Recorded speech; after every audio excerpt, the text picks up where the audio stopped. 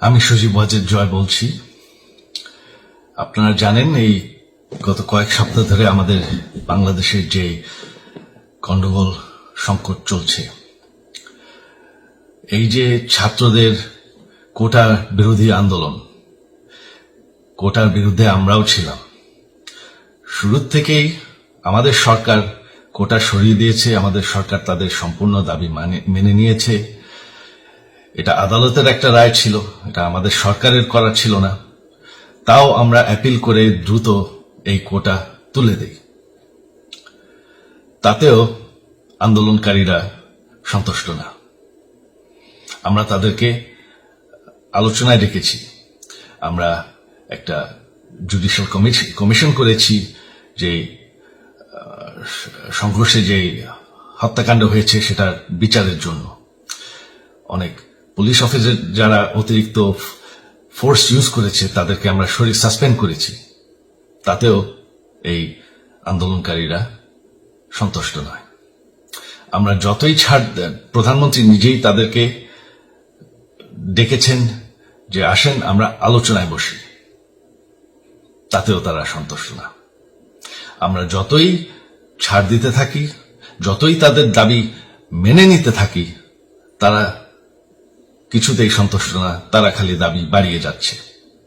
এখন দাবি হচ্ছে যে সরকারের পতন। তবে সরকারের পতন হওয়ার পর কি হবে, কি হবে এটা কেউ ভেবেছে? আমরা বাংলাদেশে গণতন্ত্র রক্ষা করে রাখতে চাই। সরকার পতন করে নতুন সরকার আসার সাংবিধানিক অনুযায়ী শুধুমাত্র একটি উপায় আছে, সেটা হচ্ছে নির্বাচন। আমাদের সুপ্রিম কোর্ট রায় দিয়েছে যে কোনো অনির্বাচিত সরকার 1 মিনিটের জন্য ক্ষমতা নিতে পারবে না।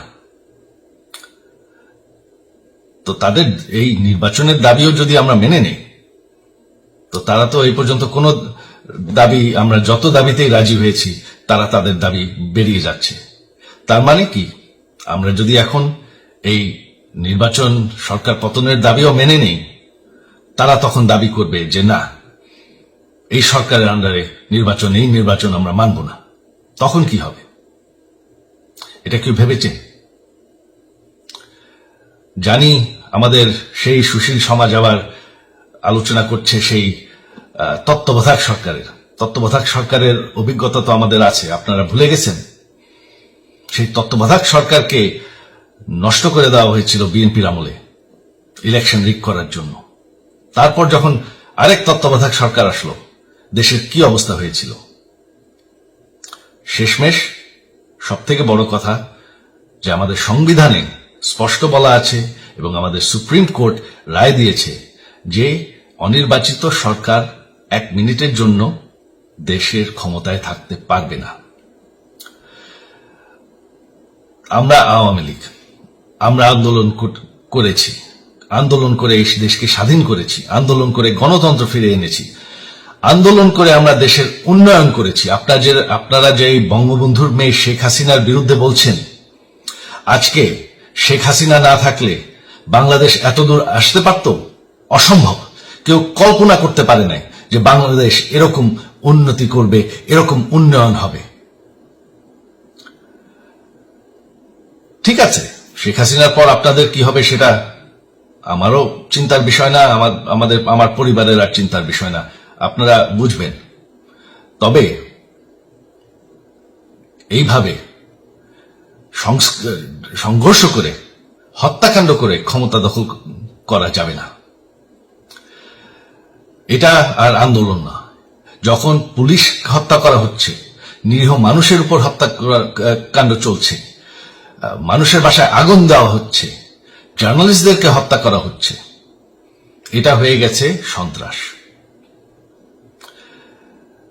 আর সন্ত্রাস মোকাবেলা শুধুমাত্র একটি ভাবে করা যায়। আমার অনুরোধ, আমাদের ল এনফোর্সমেন্ট, আমরা অনেক ধৈর্য ধরেছি, তবে এখন আর এটা সহ্য করা যাবে না।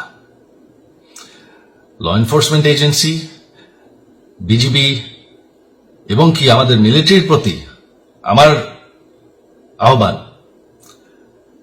যে আপনাদের দায়িত্ব হচ্ছে আমাদের দেশের মানুষকে নিরাপদ রাখা।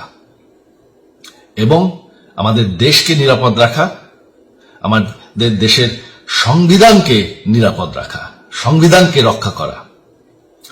তার মানে 1 মিনিটের জন্য কোনো অনির্বাচিত সরকার আমাদের ক্ষমতায় আসতে দিবেন না। এটা হচ্ছে আপনাদের দায়িত্ব, কারণ সেইটা হলে আমরা আবার পাকিস্তানের মতন হয়ে যাব। আমাদের যেই যে 15 বছরের উন্নয়ন সব শেষ হয়ে যাবে। বাংলাদেশ এর থেকে আর কোনোদিন ফিরে আসবে না। আমিও সেটা চাই না, আপনারাও সেটা চান না। আমি সজীব ওয়াজেদ জয়।